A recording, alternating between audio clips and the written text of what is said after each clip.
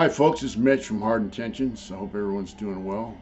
And first off, I want to thank everybody who has subscribed to our channel and who watches our channel and suffers through the commercials and all that good stuff. And I also want to thank people who have been to our website, HardIntentions.com, and purchased T-shirts and art, stickers, and the like.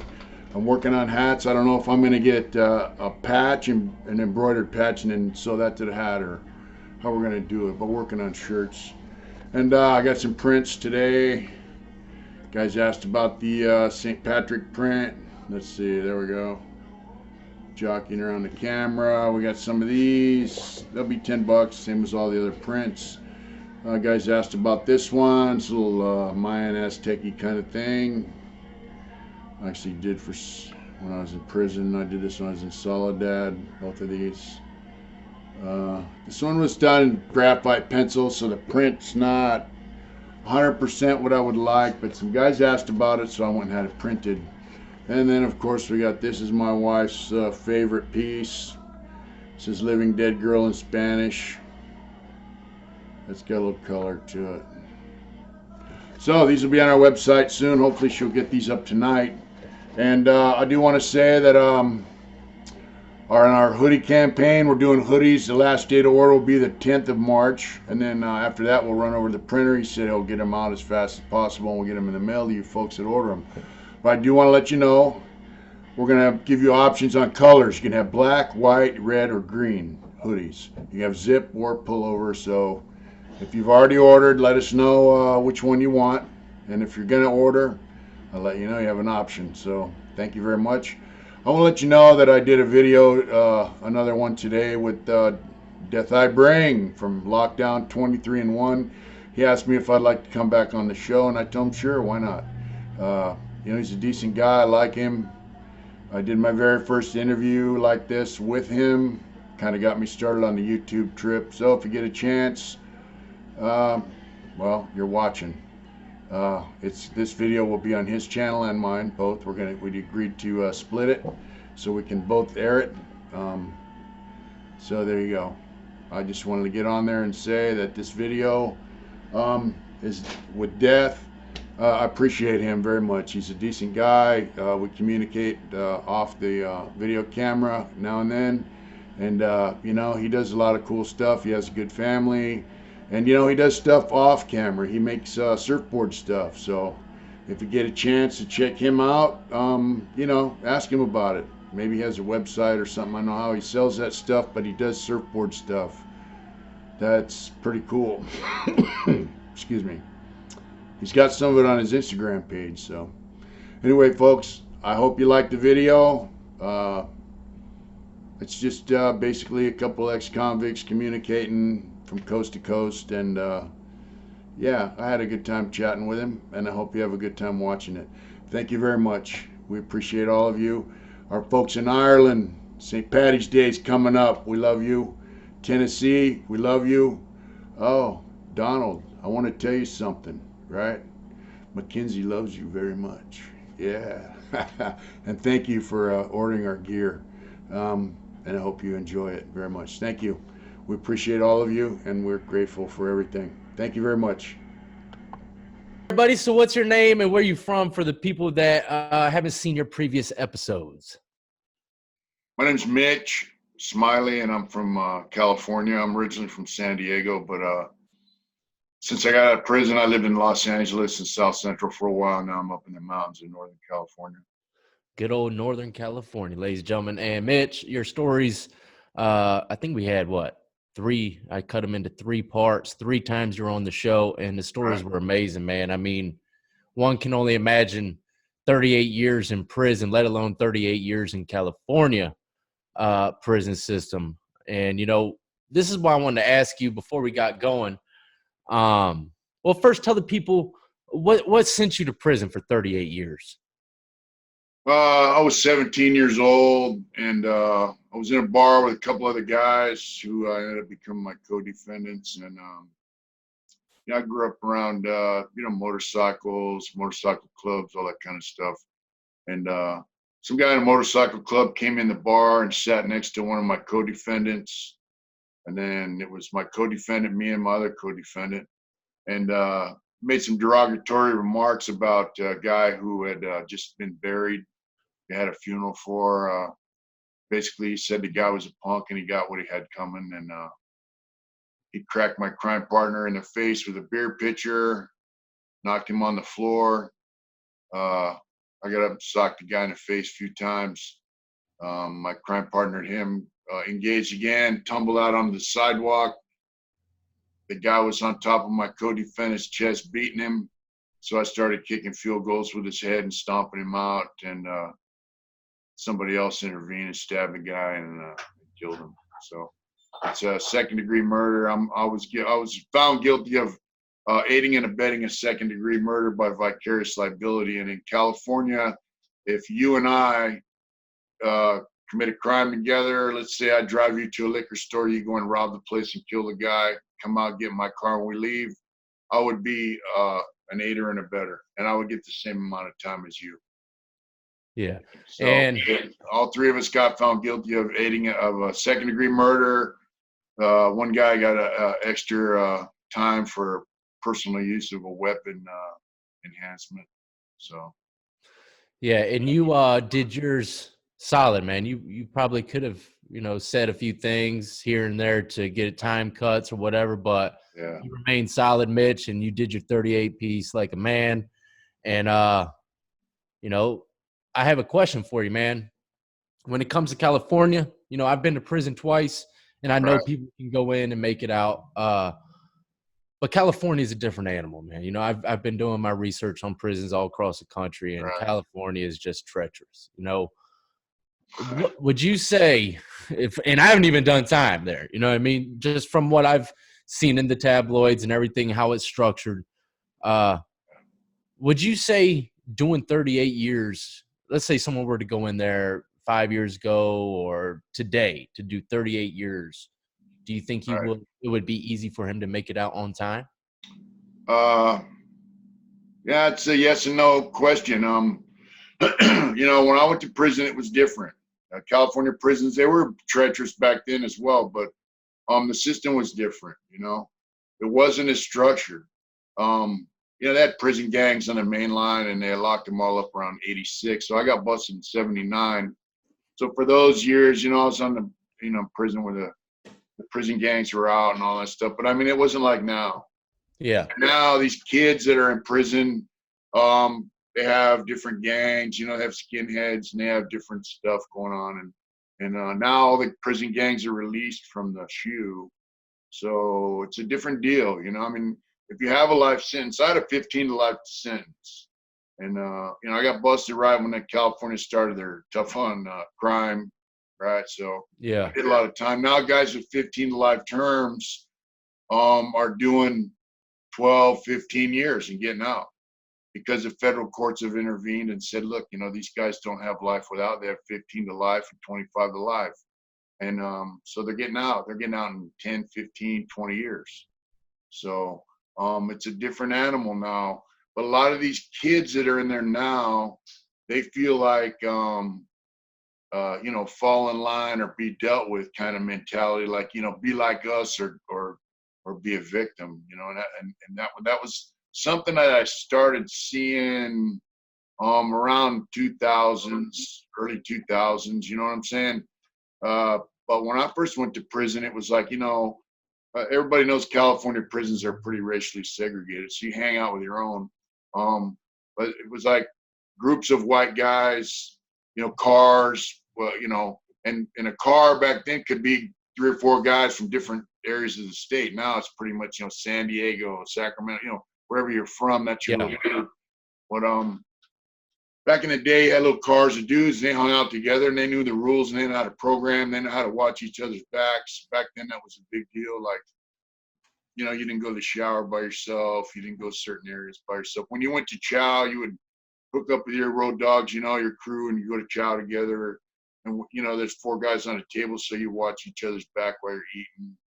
I mean, it was a different deal. Now it's like, they have this mentality that all the white dudes got to be in one, deal, taking orders from a shot collar, a building shot collar. All that stuff's bullshit to me. I mean, it wasn't like that back in the day. It's that's what I mean. It's a different deal.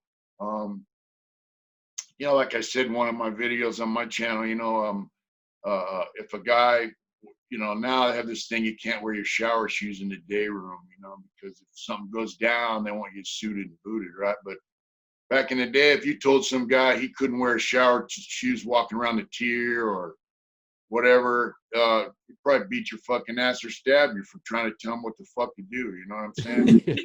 Yeah. So it's a different deal. Well, let me ask you this, Mitch. Let me ask you this. A guy can do his time though if you go to prison in California with a life sentence, you know, you're gonna start in level 4. They're gonna be guys there running the yard, so it's a balance, you know. You can do your time if you get a job, you know, mind your own business, stay off the dope, don't gamble, all that shit. You can get your points down, go to a level 3 and then a level 2 later on. You can do your time and get out. It's not, you know, but it takes a lot of vigilance and energy, and you know, you got to be aware of your surroundings, man. Make the right choices. Would you say you got to have some street smarts, some wits to you as well? Yeah, but you know, street smarts are different than prison smarts. Yeah. You know, you got to recognize, like I've said before, like these guys that are released from the SHU, these gang members, they've been doing this a long time. They know how to do prison. They know how to politic. They know how to manipulate. They know how to use people, some of them guys. And so you just got to realize, man, that look, this guy's been doing this forever. You're brand new. You know, you got to keep your eyes and your ears open and your mouth shut and listen to what's going on and be aware. It's a lot more than just street smarts, but that's a good start. Yeah. Well, when I say street smarts, I'm thinking more along the lines of just, you know, criminal smart. You know, you gotta be witty. You gotta know when someone's trying to get over on you, type stuff. Right. Now, this is another big question for me, man. Mitch, you look like a stand-up guy, man. You did your time, solid individual, man. You know. Now, when it comes to prison, not every state, but from what I've seen, California, people don't take kindly to talking about prison whatsoever on camera. It's kind of like a taboo thing. How do you feel about that? Because you do have a YouTube channel and you have done significant amount of time in Cali, man. So how do you feel about this subject? Do you feel like as long as some things aren't talked about, you can speak on certain things? Well, people notice, like when I say, when I talk about prison gangs, I don't name any specific gang. When I talk about motorcycle clubs, I don't mention any motorcycle clubs by name because I'm not a member of a gang and I'm not a member of a motorcycle club. So I can just say that these guys are there, whatever. And of course, there's some things that I won't talk about. You know, I mean, like you know, how guys do certain stuff as far as, you know, whatever illegal things that are going on in prison or ways that guys come up, you know, financially, you know, I don't talk about. You know, bottom line is, if there was no dope and there was no money involved with prison, there'd probably be no violence and there'd probably be no gangs. And, you know, that's the bottom line. There's a lot of money on the streets, obviously, for drugs and all that, right? But it's the same thing in prison. If you can figure out how to do something, make some money, you know, everybody wants a piece of it, of course. You know, that's a whole nother animal, but that's what drives most of the violence in California prison. So, I mean, I don't talk about certain shit. You know, and I don't put myself out there like, you know, I'm just a regular dude. I don't want people to think like I'm some fucking outstanding Superman, because I'm not. You know, I'm just a regular guy. I was fortunate, you know, when I went in there, I had some older cats that have been down, you know, 7, 10, 12 years that kind of schooled me a little bit and helped me along my way. But you know, I'm just a regular dude. Hey, man, you know, I don't know about that because the way, you know, you got the YouTube channel going, you got what, how many going on 10,000 subscribers, correct? About 6. We got about 6,000. 6 is still good, you know, still Yeah. good. Fresh, coming fresh out of the pen. And look, I mean, it's an amazing thing, ain't it? Tell me, what do you think about the comments? I know you've been seeing the dirty side of the comments, man. You know, for the most part, people are cool, man. They give me a lot of encouragement. They like my channel. They like my stories. I'll try to keep things positive. I mean, I do talk about negative things that went on, but I try to keep it positive. And, you know, I get a lot of positive feedback. I also have a website, you know, where I sell, you know, gear, shirts, and all that kind of stuff, stickers, art, you know. It's HardIntentions.com. So a lot of people have gone to my website and bought gear from me and stuff. But I get some weird comments, man, like, you know, I talked about female staff and how that works one time, and people are like, yeah, you know, you were banging that and all this other kind of sick shit. Pretty sick shit. So, you know, I get some weird comments. And then there's these things they call them trolls or whatever. Trolls? Yeah, yeah. Yeah, one of them, you know, the guy's got like 5 different channels, and he acts a different way in each one. One of them acts like he was a convict. The other one acts like a queer. The other one's just like, you better watch what you say, man. He might become you next. Yeah, you know, so my wife, my lady deletes a lot of that shit because she knows who the guy is, and she whacks that shit right out before I get to it. That's good shit, man. Yeah, old lady, but we can count on old lady. Yeah, but you know, like I've had people contact me, man, on direct message. You know, like the Marine, Justin that we interviewed. He was in Iraq, you know, he's a Marine, he has a little PTSD, had some problems with the drugs and alcohol. And he direct messaged me and communicated with him. And to me, I was just having a conversation with him like I would just like a guy in the yard in prison, you know, or a guy out here. You know, I go to NA meetings, and if someone was approached me with this stuff, so I just rapped to him. And, you know, next thing I know, man, this guy was just telling me how much I helped him. And, you know, he went to rehab. He got his shit together. He's working in the oil patch down there in Texas. And amazing. You know, I just, it makes me feel good that I was able to help him. You know, I like that a lot. Well, that's great, man, and that's what I got addicted to. You know, what about people from other countries? Anybody hit you up from any other countries? Oh yeah. We get guys from Ireland, you know, France, England, all over, Australia. It's cool. I'd like to interview some guys from Ireland because, you know, I'm Irish. And, you know, when I was in prison, I was in level 4 in Lancaster, man. It was pretty shitty. It was around, excuse me, 99, 2000. Conditions are pretty bad. I mean, the food was fucked up. They were locking us down every time they wanted to do some stupid shit, you know. Like one time the cops, they have maintenance, you know, I have a carpenter shop, and my friend went to work in a carpenter shop while the whole yard was down. They let him out to go to work to do a project, and he walked in the carpenter shop and he busted this cop who's the head of the prison guards union in that prison.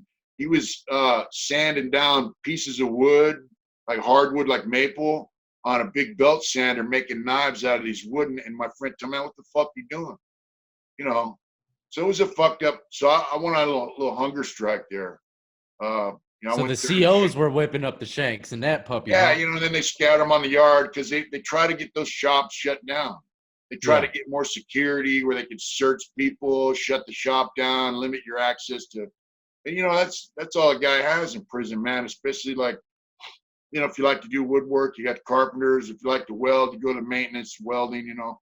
And try to restrict So they were trying to set it up to where they are trying to shut it down, not actually help the inmates with making them shanks. Right. Well, what they like to do is just have free staff work in there. See, like in that, say, the carpenter shop where this happened, it also happened in the mechanical maintenance. You know, they would find knives in there, the guys that they didn't make. I'm not saying they didn't make knives, but they didn't make those knives. But so you have like 2 or 3 free staff that run a crew of, you know, anywhere from 5 to 10 guys. Like I was a plumber, and so there'd be me and another guy would go to the yard with a free staff. But we do all the work. They just monitor us basically. But sometimes they give us the key to the toolbox and turn us loose on the yard with work orders, and we go fix the plumbing on the yard, right? Yeah. So what the cops, some of them, would like to do is just have free staff doing that and no inmates. And they would say, "Well, see, you know, they're making knives, or they're doing this, or they're doing that." So anyway, the yard was always locked down, and the food was shit. We got hardly no yard, no hobby was restricted. It was just fucked up, man. And the cops are instigating shit against people. Yeah, I mentioned before that same cop. Some black dudes came down from Pelican Bay, and they were on the yard, and they were asking him something. Man, he spit on one of them. And you know, they went in the pad, packed their property, came back out in the afternoon yard, and took off on the cops. You know, Yeah. started stabbing cops. So I mean, that's the kind of shit that goes. So I told people, look, I'm gonna go on a fucking hunger strike. I'm tired of this shit. Mm-hmm. But back to the Irish thing. You know, my priest there, the Catholic priest, he was from Ireland. Father White. He's a big guy, older man. He was real smart. He was a professor at a college for a while, and you know, of course, Bobby Sands, man, he was, you know, he did a hunger strike, a leader of a hunger strike in Ireland.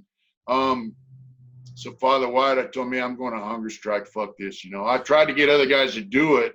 And anyways, after 10 days, you know, we're on lockdown. And so they'd bring the trays to the cell, and I told me one tray, one lunch. You know, my cell, he wouldn't do it. And he would eat his tray, and he goes, "Man, I feel bad, you know, eating in front of you." I said, "What, I'm missing out on what, you know? Some bullshit fucking soybean and some grease, you know, fuck that. Man. Don't worry about it. Eat your tray, you know." So, yeah. I wouldn't have been able to eat it, Mitch. I wouldn't have been able to eat it with you there like that, dog. Yeah. So, I would have looked down after you said that and said, "All right, man." Yeah. You know, some guys are like, "Yeah, we'll get down with you," you know, but they didn't. Yeah. So after 10 days, they took me over to the infirmary, and they put me in a cell in the infirmary that's actually designed for guys that have tuberculosis. It's a contained room, had a shower, you know, that. I'm like, fuck it, you know. I had some literature, and I had a rosary, and I had all this stuff. So I'm like, you know, fuck these people. I'm good, you know. Yeah. But after 30 days, they were promised me the world, and I realized no one else was doing it. And did have some results, you know, later on, but yeah, they were freaking out. I had the warden over there, everybody from the lieutenant to the captain to the warden, like, man, begging me to eat. Come on, man, just eat, you know. And I was like, yeah, fuck you, you know. Well, what happened? What was the last straw where you say, "All right"? Well, I realized I was a Lone Ranger, you know, and you know, they promised me, "Hey, we'll get you transferred to a better prison. We'll do this, we'll do that. We'll open up the hobby, and we'll, you know." Of course, right away, you know, I went. So I'm like, "All right, cool." And I went back to the yard and started eating and shit. But you know, they burnt me, you know. But later on, they did open the hobby up more, and they opened up arts and corrections more, and they did some things. Some other guys that were kind of intelligent. One of them had a life without, you know, he's out, but he actually got a pardon from the governor, and he's out now. But we worked as staff and got things changed, you know. I mean, they realized, look, man, you got guys who want to program and do shit. And when I say program, they don't want to suck ass or nothing. They just want to stay out of trouble. Like me, I had the mentality that I'm never getting out, right? So Yeah. I just want to do my artwork and kick it, you know. If I could spend, you know, 8-10 hours a day painting, fuck it, man. That's what I want to do. Yeah. So, you know, if you're doing that, you're staying out of trouble, you know? Yeah. But, Well, let me ask you something else about what I've heard from California, man. I don't know if it's just higher level or lower level, or if you even heard of it or not. But psych meds. I hear that certain situations you're not allowed to be taking psych meds, man. Is that true? Well, yeah, you know, guys get on you for that. Yeah, I heard guys say, you know, you're not allowed to take any fucking meds at all. You know, fuck you, take meds will kill you, you know. But that's not necessarily true. The See, psych. I don't understand why they would even make that a rule. All right, here's the deal. They have a psych program. It's called Triple CMS, CCCMS. I don't know what the words stand for, but it's a mental health system, right? Back in the day, they were just in 2 prisons. They were in Vacaville and California Men's Colony, CMC. That's where they had the psych programs, and they called Category J, right? So if you're a J cat, you're a nut. Oh, that's where the term meds. comes from. But here's the deal: those two prisons were pretty kicked back. CMC was kind of a piece of shit place, but Vacaville was kind of, but they also had the lifer programs at those places because the lifer programs were Category X, Category T. They fell under the psych services, but everyone knew those programs are for lifers. You do the program, then you go back to the prison you came from. But what would happen was guys would go to prison with 150 points, which is level 4. They're scary motherfuckers, and they don't want to go to level 4, so they play the psych ward shit, right? And they would go to Vacaville or CMC. So what happened was the system said, all right, motherfucker, you're playing games. So they said, we're going to have triple CMS in all the prisons, right? So all the prisons, or a lot of them, about a third of the prisons had triple CMS. So now you could go to a level 4 as triple CMS, right? So what happened and at the same time, they're developing these S&Y yards, these PC yards. They're expanding, right? So guys that come in and they'd be like, excuse me, they say, all right, I'm going to go to PC. Oh, I don't like PC. So I'm going to go to triple CMS, right? Yeah. And there's another one before you, like, guys try to whack themselves or whatever. Anyways, a route back to triple CMS. So anyone coming onto the yard that was triple CMS, especially in level 4s, they were whacking them. They were stabbing them because they found out that was the route for PCs to come back to the main line. See what I'm saying? So they go, all right, well, there's no telling if this guy was a PC and he's trying to come back to the main line or what. And there's no telling, right? So they were whacking them. They were stabbing them. I've been in prisons, though, like level 3s and level 2s where guys are on psych meds, help them sleep, whatever. I don't know. So they don't just have a nurse that comes around to every block and just hands out pills, and the guys, they don't do that? Some places have a pill line at a central location. Some places have a nurse that'll push a cart to the unit and pass out meds to everybody in that unit, Okay. Now, California got on this big trip with pain, pain management, because California, the federal courts intervened in California prisons because one guy a week was dying due to lack of medical treatment. So one thing they did do was say, all right, if you're in pain, we don't want you to be in pain. They started giving out morphine, methadone, codeine, all this shit for pain management. So now you have guys getting psych meds and guys getting pain management meds off the pill call, Yeah. So, and that created a whole fucking mess all unto itself, Yeah, they used to do that for the cancer patients while I was in prison, and they would somehow get the pills and give it to other people. You know what I mean? I don't know, but see, the reason why I asked that is because there's a few occasions over here where some guys, they would have to take psych meds, and when they didn't take their psych meds, they were straight psychopaths. You know what I mean? Like, I would literally, me and a few other people in the block would hope and pray that someone in this particular time would take his meds, because when he didn't take them, I mean, it was anyone could get it. That's the kind of guy he was. He was a maniac. So that's why I was trying to figure out, why wouldn't they want him to take the meds? But now, you broke it down, the term JCAT. That's crazy. I never knew that. So that's cool. That's cool. And it's crazy how many routes they have to go to PC, We got to figure at that time, there was like 180,000 dudes in California prison system. I mean, that guy's triple bunked in the gyms. I mean, it was ugly, man. All the day rooms are full of beds. So it was hard to keep track of who came from what prison and what. I mean, you could, but it took a while, so I heard a story like a friend of mine was in Salinas Valley, level 4, and this guy comes on the yard and he's a nut. And So my friend's homeboy is living with this guy, and so he tells the dude, hey, just go tell him, man, you're hearing voices, right?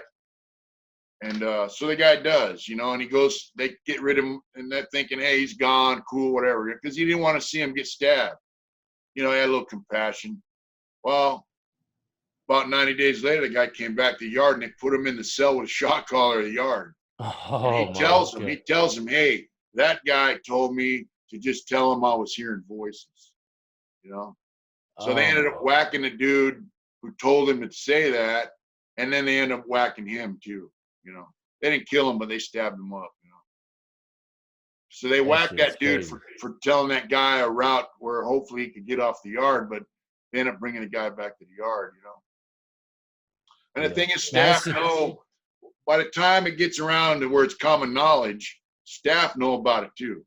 So. Yeah, I've seen one of the most treacherous videos, I think, came from California. It was a stabbing, man. I mean, I'm trying to remember what establishment it was in, if maybe you've heard of it, because I know this thing had to have rang bells throughout, DOC out there. Well, that shit used to go on all the time out here, and yeah, it was like no big deal. And then once all the gangs were locked up and they got more tighter and tighter security, and they took a core group of guys from the 80s, and then they built prisons. So let's say you got, just for instance, you got 10,000 white dudes that are solid, and then you build some more prisons. So the percentage of those guys, once they built 34 different prisons, man, they're spread out all over the state. Yeah. So, the violence kind of went down. Like I said, it went from poking holes in guys and killing them to guys who are using razor blades, and that's weak shit, Yeah. So this stabbing you're talking about, I don't know. Oh yeah, this one was old. It was back in the day. That's why I thought you might have heard of it. It was crazy as hell, man. I can't find it, but it was one of the most gruesome videos I've ever seen. If I find it later on, I'll send it to you on Instagram, right. maybe we could talk about it on a later day. But yeah. All right. Well, if let's say someone has a common crime in California, Grand Theft Auto or something, just something non-violent, and they're gonna probably go to at most a medium or a low. What do you think are some sweet camps or prisons that they would try to aim for? Like right now it's hard to say because they're mixing the S&Ys with the GPs now. All the level 2s, all the level 1s, and some of the level 3s, they're mixing them. So it's hard to say. Soledad Central was a mainline prison, and Soledad North was S&Y. So I don't know if they're mixing them now, but like level 2, Soledad Central was nice. They had decent food still. They had a big giant yard. Guys are playing baseball, football. They had good workout area. Soledad Central was cool. Visiting was cool. You know what I'm saying? Level 2. CMC kind of sucked because it was all dorm living. Now they're sending lifers to level 1s now, secure level 1s. Level 3, man, that's hard to say. Donovan used to be pretty nice. Most of them are fucked up now. It's hard to say. And that in itself explains a lot when someone like yourself can't even give you a straight answer on which one's sweet or not. You know what I mean? There are no really sweet prisons anymore out here. Yeah. And the ones that are, like Easy Time, the guys that are, all that, they call them bad prisons. So, I mean, like Vacaville, CMC, certain places like that, they don't, if you're in them pens, they're like, oh, you're a piece of shit, you're over there, So, I mean, it's hard to say. But also, like I'm saying, that they're mixing the PCs with the mainline guys now, right? They're saying, look, man, you're either going to, so they don't have mainline GP and S&Y anymore. what they're doing is they're saying you're going to be on a program yard or a non-program yard. You know, simple as that. Yeah. So a non-program yard would have gang members and drugs and violence, and then non-program yard would have guys, I'm assuming, that want to just program. I don't know. I got out before they started doing that shit, you know? Yeah, I'm sure they're going to make gangs over there as well, you know? You know, Old Corcoran was a good pen. I was there. It was a level 4 and level 3. It was nice. You know, they had good food. They have a lot of jobs. Old Corcoran has metal fab. They got furniture, wood, dairy processing, you know, laundry. So they have a lot of jobs, a lot of money. And they also have 2 big facilities of shoe. So you can get a job working in the kitchen that does the food for the shoe. And so there's a lot of jobs there, a lot of money. They have a good visiting room. Yeah, Corcoran was cool. Old Corcoran was nice. New Corcoran sucks. It's called SADF, Substance Abuse Treatment Facility. And there was recently a couple murders there. I don't know if you read about them. Guy beat a couple child molesters to death with a cane or some shit. And I heard someone say, oh, you know, that SADF is a level 2 and you could lose your life in a level 2 and all that shit. Well, that's true, but not all of SADF is a level 2. They have level 4, level 3, and level 2 yards there. There's like 6 or 7 yards there. So the guy that did that, he already had a murder. He already had a life sentence for murder. So he was not brand new to prison with a murder on level 2 yard. He was probably on a level 4, level 3 yard. Yeah. And so he just picked himself up a couple more cases, I imagine. But killed a couple child molesters, which, you know. Yeah, that's how it goes, man. Practice. You know, we used to use them for target practice back in the day. Yeah.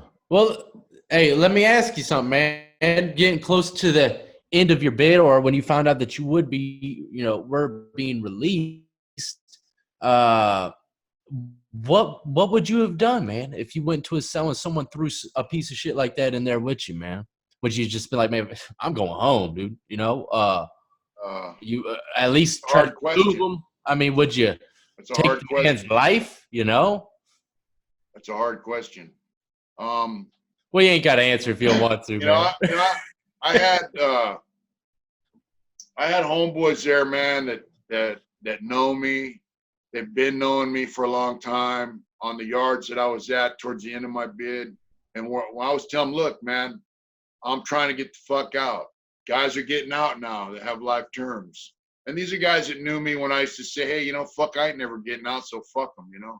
Yeah. Now they're seeing guys go home, and they're telling me, hey, brother, you can go home. Just keep doing your shit, right? Go do that little program over there and whatever, and go the fuck home. So these are younger guys. Like, you know, one time this kid owed me some money. He owed me like 4 or 5 books of stamps. It don't seem like a lot, but he was also in debt. He was a dope fiend. He was buying weed for all these guys that were supposedly, you know, running the yard. But my thing is, I'm from San Diego in the Dago car. I'm like, hey, we're from Dago. We run our own motherfucking program. You don't tell us what to do, right? So I'm walking the track, my homeboys, and I saw this guy, and I'm like, hey, motherfucker, you owe me money. And, you know, I'm yelling at him, putting my finger in his face, but I told him, if you don't fucking pay me, I'm going to take your glasses, and I'm going to beat your fuck, because he had some cool glasses, and, you know, he was a surfer cat. Orange County, you know. Anyway, those guys saw me yelling at them, so they come walking up the street, you know, and I'm with my little homeboys and shit walking around, and they're like, hey, Smiley, can we talk to you for a minute? And, you know, my homeboy put his fists up. He told him, what the fuck you want with my homeboy, you know? And they're like, whoa, you know, it's not like that. And basically, you know, I told him, hey, the dude owes me money. I don't give a fuck. There's a few books of stamps. He's going to pay me, and he's going to pay my homeboy owes money too, or I'm going to stomp him out. And so we got paid that night. But the bottom line is, if I got some turd tossed at my cell, I had homeboys around me that probably would have said, hey, look, brother, don't trip. We got it. And they probably would have stabbed him up or whatever, you know. Now, that's a damn good answer, my friend. They wanted to see me go home, you know, so. Yeah. And, you know, I want to see people go home as well. And I know there's going to be situations like that. And I mean, what do you think a person should do? You know, now, if you ask me what would I have done, 20 years ago, um, there are guys that kill their cellies out here in the cell, no problem.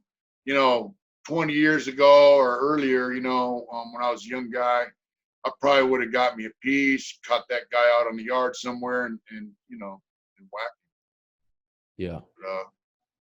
Towards the end of my term, when I saw a light at the end of the tunnel, I'm ready to go home. I'd have been a fucking dumb shit to do something like that. Yeah.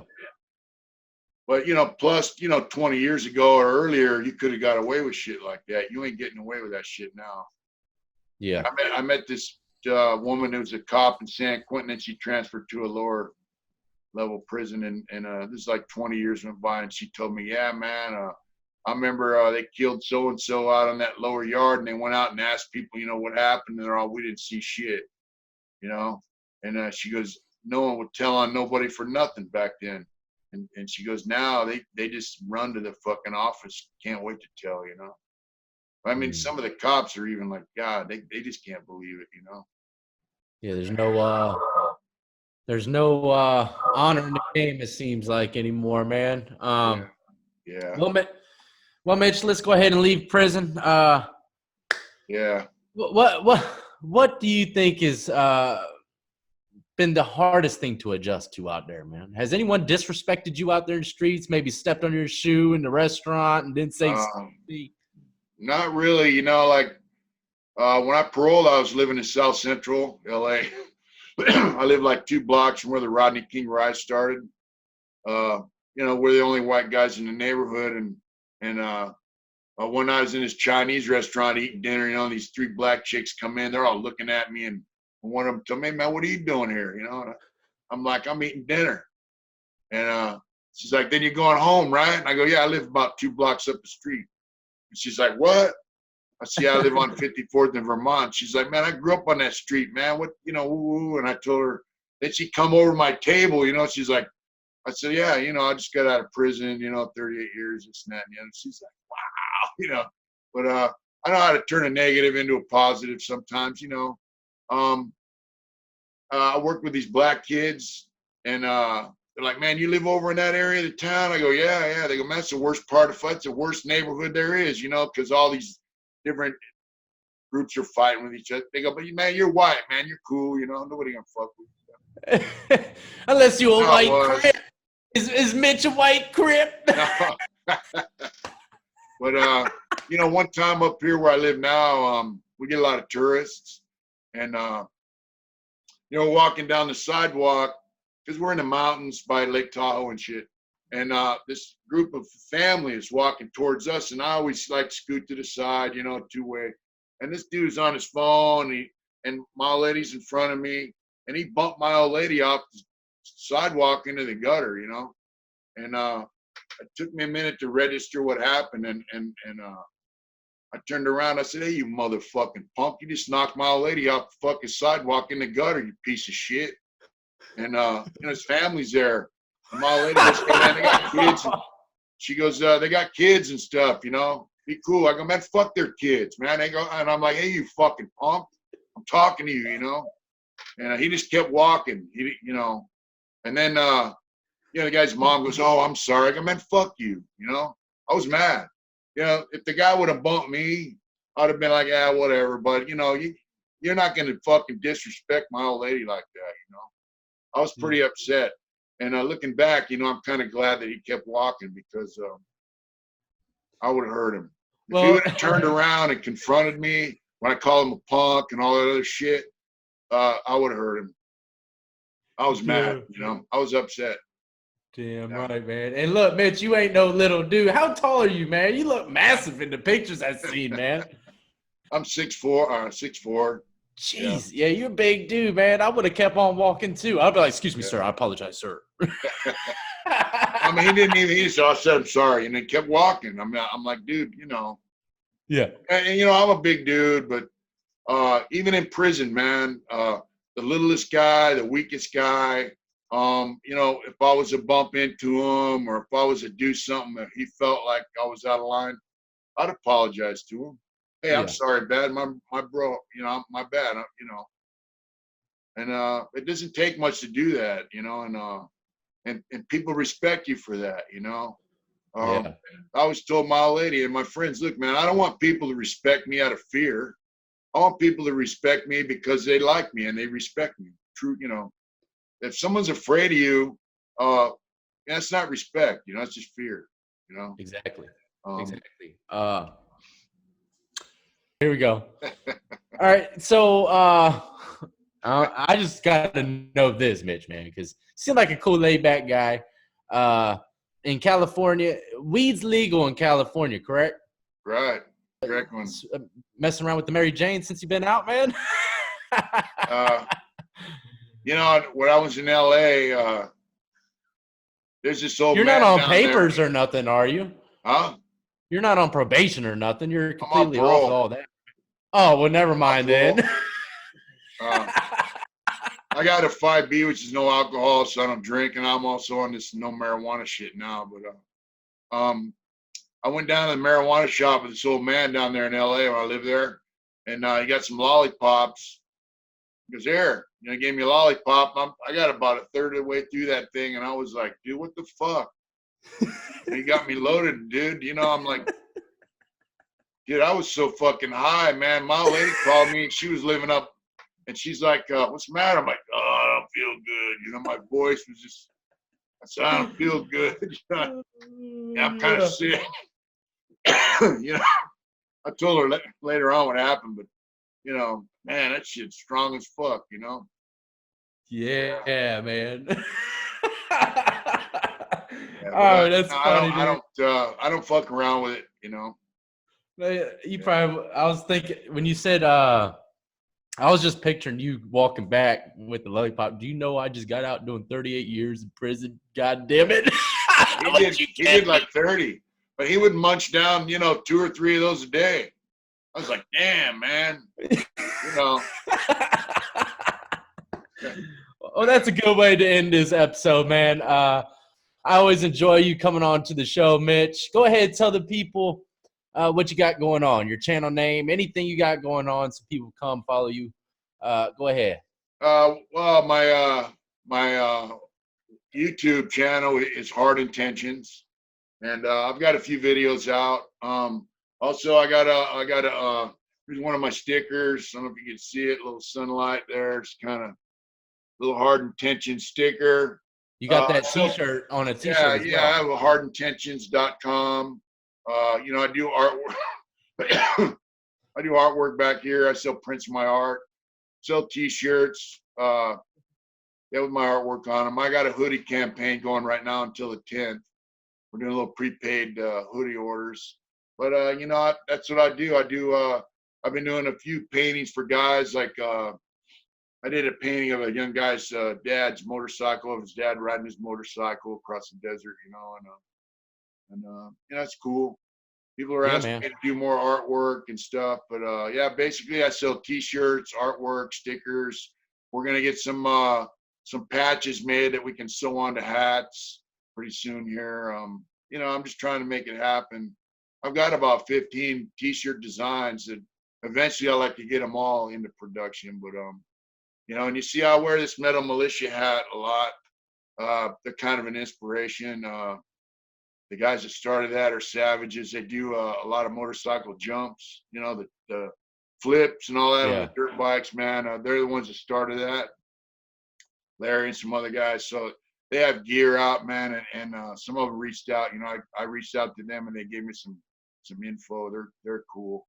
But you know, I like to just blow my company up. I sell what I think is cool stuff. I get a lot of positive responses about the shirts we're selling, and people like them. So Yeah, for sure, man. I'm just loving it out here, man. I mean, you know, I'm not getting rich, you know, but I'm not poor. You know, I got a good wife and I got her family support. We got a spot to live and food in the fridge, and you know, I get to ride my motorcycle. And you know, the other night I rode down to Jackson to Pine Grove, actually about 40, 45-mile ride to go to NA meeting with we got Bowtie Barber up here. He shaves my head with a straight razor. He's been in some trouble. He faced a 3 strikes case and beat it. And so he has a barber shop here in town. It's old school, But he just got a bike, so we ride to meetings together, and we might go down to Sac tonight for a meeting. Yeah, it's cool. That's good, man. That's excellent. Nothing but positivity I'm hearing. Yeah. And you have some excellent videos. I can't watch all of them, but I have popped in here and there and watched, and you're doing good, man. And ladies and gentlemen, go check out his channel. Huh? You started me on the journey on this YouTube thing, man. My first interview was with you, and people suggested I start my own channel, and YouTube also suggested it. So I like to count you as one of the guys who's been a positive influence in my my journey. It's amazing, man. You're a cool guy, man. Hey, I'm honored. I'm honored to be giving you a window for people to see and hear your story, But like I say to everyone, anything after that, anyone that decides to click that subscribe button, man, it's all on you. That's all your people's. They like you for you. It has nothing to do with me. But yeah, getting your story out there is the first step, and I love the story, and a lot of people enjoyed it. I think the first video we did, I think it's going like 300,000 views. Yeah. It's amazing, man. It's truly amazing. I never know how a video is going to do. Yeah. I have an idea, and I kind of had a really good idea that yours was going to do extremely good. You know what I mean? But I hope nothing but say what? Blows me away. It blows me away too, man. I'm still every day waking up, I'm just doing this. It blows me away. I had never thought from prison to this, and you, man, 38 years and you're doing it, So this is just inspiration all the way around, ladies and gentlemen, your side and my side. So anyone can do it. It doesn't matter what you went through. You can start up again and get on your feet and enjoy life, ladies and gentlemen. Like I said, go ahead. Knocked down ain't shit as long as you get back up, That's it, man. That's it. Like what was it? The heavyweight boxing match. I don't know if you watched it. That just happened. That guy got beat, but he came back and he won. Now he's a champion. It was a great match. Great match. But ladies and gentlemen, I will keep all of Mitch's stuff pinned in the comments section and in the description of the video. The links for y'all to click on. I appreciate you coming on the show, man. You're doing great out there. And hopefully we can have you back on for a recap later on down the road. Hey, anytime, just let me know. I appreciate you having me. All right, buddy. You take care out there. All right, man? That's right. Have a good afternoon, brother. All right, you too, buddy. Thank you. Thank you, man.